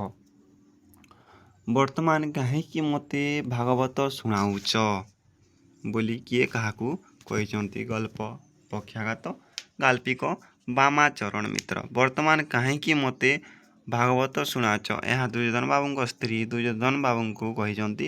ଦୁର୍ଯ୍ୟୋଧନ ତାଙ୍କୁ ନବ୍ୟ କରି ଏବେ ବାରଣ କରୁଥିବାରୁ ସେ ଏହା କହିଛନ୍ତି। ଜୀବନର ପ୍ରବାହର ନିୟମ କାହା ମାଧ୍ୟମରେ ପ୍ରକାଶିତ ହୁଏ? ଗଳ୍ପ ପକ୍ଷାଘାତ ଗାଳ୍ପିକ ବାମାଚରଣ ମିତ୍ର। ଜୀବନ କ୍ଷଣସ୍ଥାୟୀ ମରଣଶୀଳ କିନ୍ତୁ ଜୀବନର ପ୍ରବାହର ନିୟମ ସନ୍ତାନ ସନ୍ତତିମାନଙ୍କ ମାଧ୍ୟମରେ ପ୍ରକାଶିତ ହୁଏ। ମେହେରଙ୍କ ପ୍ରାଣବଲ୍ଲରୀ କାବ୍ୟ କାହା ଭଳି? ଗଳ୍ପ ମେଡ଼ିକାଲ କଲେଜରେ ମେହେର ଜୟନ୍ତୀ ଗାଳ୍ପିକ ଫତୁରା ନନ୍ଦ। ମେହେରଙ୍କ ପ୍ରାଣବଲ୍ଲରୀ କାବ୍ୟଟି ଠିକ୍ ଅଫିମ ପରି। ଅଫିମ ଖାଇବା ଆରମ୍ଭ କଲେ ଯେଭଳି ତାହାକୁ ଛାଡ଼ି ହୁଏ ନାହିଁ, ଠିକ୍ ସେହିଭଳି ପ୍ରାଣବଲ୍ଲରୀ କାବ୍ୟକୁ ବାରମ୍ବାର ପଢ଼ିବାକୁ ହୁଏ। କବିଙ୍କର କେଉଁ ଲେଖାକୁ ବ୍ରୋମାଇଡ଼ ପରି ଅବସାଦକ ବୋଲି କୁହାଯାଇଛି? ଗଳ୍ପ ମେଡ଼ିକାଲ କଲେଜରେ ମେହେର ଜୟନ୍ତୀ ଗାଳ୍ପିକ ଫତୁରା ନନ୍ଦ। କବିଙ୍କର ତପସ୍ୱିନୀ କାବ୍ୟ ବ୍ରୋମାଇଡ଼ ପରି ଅବସାଦକ ବୋଲି କୁହାଯାଇଛି। ଏହାକୁ ବେଶୀ ପଢ଼ିଲେ ମେଲାନକୋଲିଆ ହୋଇଯାଇପାରେ। ଭାବପ୍ରବଣ ଛାତ୍ରମାନେ ମେହେରଙ୍କ ପରି ହେବା ପାଇଁ କାହାକୁ ପ୍ରାର୍ଥନା କରନ୍ତି? ଗଳ୍ପ ମେଡ଼ିକାଲ କଲେଜରେ ମେହେର ଜୟନ୍ତୀ ଗାଳ୍ପିକ ଫତୁରା ନନ୍ଦ। ଘଣ୍ଟା ଘଣ୍ଟା ପରି ପ୍ରତିବର୍ଷ ଥରେ ଲେଖାଏଁ ମେହେର ଜୟନ୍ତୀ ଓଡ଼ିଶାକୁ ଆସେ। ଏହି ଅବସରରେ ଭାବପ୍ରବଣ ଛାତ୍ରମାନେ ମେହେରଙ୍କ ପରି ହେବା ପାଇଁ ସରସ୍ୱତୀଙ୍କୁ ପ୍ରାର୍ଥନା କରନ୍ତି। କାହାର ହାତକୁ ନମସ୍କାର କରିବା ଭଙ୍ଗୀରେ ରଖି ସୂତା ବାନ୍ଧି ଦିଆଗଲା? ଗଳ୍ପ ମେଡ଼ିକାଲ କଲେଜରେ ମେହେର ଜୟନ୍ତୀ ଗାଳ୍ପିକ ଫତୁରା ନନ୍ଦ। ମେହେର ଜୟନ୍ତୀ ସଭାଗୃହ ସଜା ହେବା ପାଇଁ ଅଧ୍ୟାପନା କୋଠରୀ ହଲରେ ଫାଟକ ଦୁଇ ପାଖରେ ଯୋଡ଼ାଏ ସ୍କେଲଟନ୍ ଠିଆ କରାଗଲା। ଉଭୟଙ୍କର ହାତକୁ ନମସ୍କାର କରିବା ଭଙ୍ଗୀରେ ରଖି ସୂତା ବାନ୍ଧି ଦିଆଗଲା। ମେହେରଙ୍କ ଛବିଟି କାହାକୁ ଦିଆହୋଇ ଶୁଆଗଲା? ଗଳ୍ପ ମେଡ଼ିକାଲ କଲେଜରେ ମେହେର ଜୟନ୍ତୀ ଗାଳ୍ପିକ ଫତୁରା ନନ୍ଦ। ମେହେରଙ୍କ ଛବିକୁ ରଖିବା ଲାଗି ଅପରେସନ କୋଠରୀରୁ ଗୋଟିଏ ଚକଚକିଆ ଟେବୁଲ ଅଣାଗଲା। ତା ଉପରେ ଗଜ ଗଜ କନା ବିଛାଇ ହାତଯୋଡ଼ା ଦଣ୍ଡା ବା ସ୍ପ୍ଲିଣ୍ଟ ଢିରା ଦିଆଯାଇ ମେହେରଙ୍କ ଛବିଟିକୁ ଥୁଆଗଲା। କେଉଁ ଜିଲ୍ଲାରେ ପ୍ରସିଦ୍ଧ ଆନାଟମି ଅଧ୍ୟାପକ ସନାତନ ପୂଜାରୀ ଜନ୍ମଗ୍ରହଣ କରିଥିଲେ? ଗଳ୍ପ ମେଡ଼ିକାଲ କଲେଜରେ ମେହେର ଜୟନ୍ତୀ ଗାଳ୍ପିକ ଫତୁରା ନନ୍ଦ। ସମ୍ବଲପୁର ଜିଲ୍ଲାର ପ୍ରସିଦ୍ଧ ଆନାଟମି ଅଧ୍ୟାପକ ସନାତନ ପୂଜାରୀ ଜନ୍ମଗ୍ରହଣ କରିଥିଲେ। ସମ୍ବଲପୁର ଜିଲ୍ଲା ମଧ୍ୟ ତାଙ୍କୁ କୋଳରେ ଧରି ଧନ୍ୟ ହୋଇଥିଲା। କେଉଁ ନିୟମ ପାଳିବାରୁ ଗଙ୍ଗାଧର ଶରୀର ବେଶ ପୁଷ୍ଟ ହୋଇ ଆସିଥିଲା? ଗଳ୍ପ ମେଡ଼ିକାଲ କଲେଜରେ ମେହେର ଜୟନ୍ତୀ ଗାଳ୍ପିକ ଫତୁରାନନ୍ଦ। ଯୁବାବସ୍ଥା ବେଳକୁ ଗଙ୍ଗାଧରଙ୍କ ଶରୀର ଠିକ୍ ହୋଇ ଆସିଥିଲା। ପ୍ରାକୃତିକ ନିୟମମାନ ପାଳିବାରୁ ତାଙ୍କ ଶରୀର ବେଶ ପୁଷ୍ଟ ହୋଇ ଆସିଥିଲା। କବି ଗଙ୍ଗାଧରଙ୍କ ପିତା ଓ ମାତାଙ୍କ ନାମ କ'ଣ? ଗଳ୍ପ ମେଡ଼ିକାଲ କଲେଜରେ ମେହେର ଜୟନ୍ତୀ ଗାଳ୍ପିକ ଫତୁରାନନ୍ଦ। କବି ଗଙ୍ଗାଧର ସମ୍ବଲପୁର ଜିଲ୍ଲାର କୋଳରେ ଧରି ଧନ୍ୟ ହୋଇଥିଲେ। ତାଙ୍କ ପିତା ଓ ମାତାଙ୍କ ନାମ ଯଥାକ୍ରମେ ଚୈତନ୍ୟ ମେହେର ଓ ସେବତୀ ଦେବୀ ଥିଲା। ତାପରେ ଦେଖରେ ପିଲାମାନେ, ଶକୁନ୍ତଳା ପାଖରେ ଥିବା ପ୍ରିୟମ୍ବଦା ଏବଂ ଅନୁସୟା କାହା ପରି ଦେଖାଯାଆନ୍ତି? ମେଡ଼ିକାଲ କଲେଜରେ ମେହେର ଜୟନ୍ତୀ ଗାଳ୍ପିକ ଫତୁରାନନ୍ଦ। ଶକୁନ୍ତଳା ପାଖରେ ଥିବା ପ୍ରିୟମ୍ବଦା ଏବଂ ଅନୁସୟା ଗାଇନାକୋଲୋଜିଷ୍ଟଙ୍କ ପାଖରେ ଥିବା ଦିଓଟି ନର୍ସଙ୍କ ପରି ଦେଖାଯାଆନ୍ତି। ଏ ଦୁହେଁ ଶକୁନ୍ତଳାଙ୍କ ପ୍ରିୟ ସଖୀ। କେଉଁଥିପାଇଁ ଦୁଃଖ କରିବାର କାରଣ ନାହିଁ ବୋଲି ମିସେସ୍ ଚୌଧୁରୀ ଭାବୁଥିଲେ? ଗଳ୍ପ ବାଉଁଶରାଣୀ ଗାଳ୍ପିକ ବୀଣାପାଣି ମହାନ୍ତି। ମିସେସ୍ ଚୌଧୁରୀଙ୍କ ସ୍ୱାମୀ ପାଖରେ କୌଣସି କଥାର ତଦାରଖ କରିବା ପାଇଁ ସମୟ ନଥିଲା। ଏବେ ମଧ୍ୟ ସେହି ସମୟ ନଥିବାରୁ ସେଥିରେ ଦୁଃଖ କରିବାର କୌଣସି କାରଣ ନାହିଁ ବୋଲି ସେ ଭାବୁଥିଲେ। ସ୍ୱାମୀଙ୍କର କେଉଁ ଭଙ୍ଗୀ ଏବେ ବି ଅତୁଟ ଅକ୍ଷତ ଥିଲା ପରି ମିସେସ୍ ଚୌଧୁରୀଙ୍କର ମନେ ହୁଏ? ଗଳ୍ପ ବାଉଁଶରାଣୀ ଗାଳ୍ପିକ ବୀଣାପାଣି ମହାନ୍ତି କଲେଜରେ ପାଠ ପଢ଼ୁଥିବା ବେଳେ ସ୍ୱାମୀଙ୍କର ସରଳ ଓ ନିଷ୍କପଟ ମୁହଁ ଲେଖିକାକୁ ବିଭୋର କରି ରଖିଥିଲା। ତାଙ୍କର ସେଇ ମୁଖ, ସେଇ କଥା, ସେଇ ଭଙ୍ଗୀ ଏବେ ବି ଅତୁଟ ଅକ୍ଷତ ଥିଲା ପରି ମିସେସ୍ ଚୌଧୁରୀଙ୍କୁ ମନେ ହୁଏ। ମିସେସ୍ ଚୌଧୁରୀ ଘର ଛାଡ଼ି ବାହାରକୁ ଯିବା ପାଇଁ ଅସୁବିଧା ମନେ କରନ୍ତି ନାହିଁ କାହିଁକି? ଗଳ୍ପ ବାଉଁଶରାଣୀ ଗାଳ୍ପିକା ବୀଣାପାଣି ମହାନ୍ତି।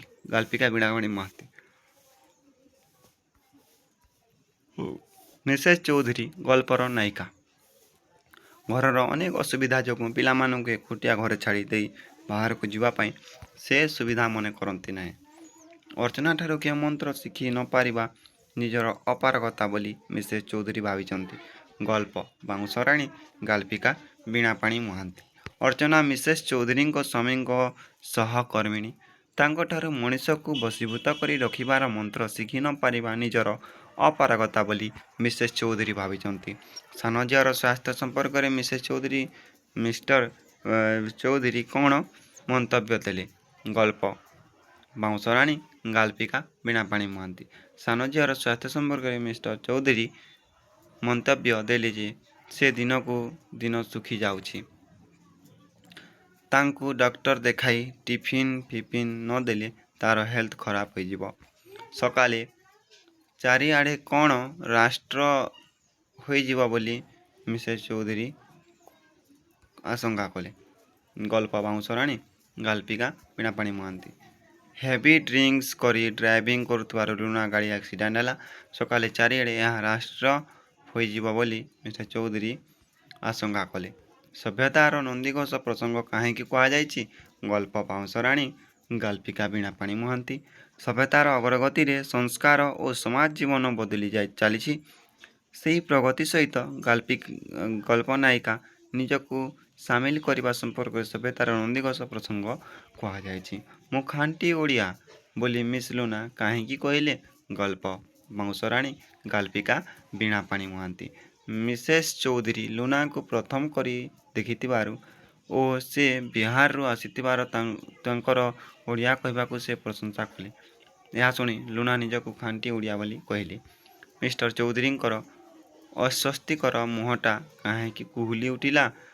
ଗଳ୍ପ ବାଉଁଶରାଣୀ ଗାଳ୍ପିକା ବୀଣାପାଣି ମହାନ୍ତି। ମିସେସ୍ ଚୌଧୁରୀଙ୍କ ଚାହା ଖାଇବାର ଅନୁରୋଧକୁ ପ୍ରତିଶ୍ରୁତିରେ ରକ୍ଷା କରି ମିସ୍ ଲୁନା ବିଦାୟ ନେଇଛନ୍ତି। ଏହିପରିପ୍ରେକ୍ଷୀରେ ମିଷ୍ଟର ଚୌଧୁରୀଙ୍କର ଅସ୍ୱସ୍ତିକର ମୁହଁଟା କୁହୁଲି ଉଠିଲା। ପିଲାମାନେ, ଏଇଟା ଥିଲା ତୁମର ସମସ୍ତ 2 ମାର୍କ ଏବଂ 3 ମାର୍କର ପିଲାମାନେ କ୍ୱେଶ୍ଚନ୍ ଆନ୍ସାର୍ ଗୁଡ଼ାକ, ଯାହାକି ଆମେ ଗୋଟେ ଭିଡ଼ିଓ ମାଧ୍ୟମରେ ଆଲୋଚନା କରିଛେ। ଏବେ ନେକ୍ସଟ କ୍ୱେଶ୍ଚନ୍ ଗୁଡ଼ାକ ଆମେ ଅନ୍ୟ ଭିଡ଼ିଓ ମାନଙ୍କରେ ଆଲୋଚନା କରିବାରେ ପିଲାମାନେ।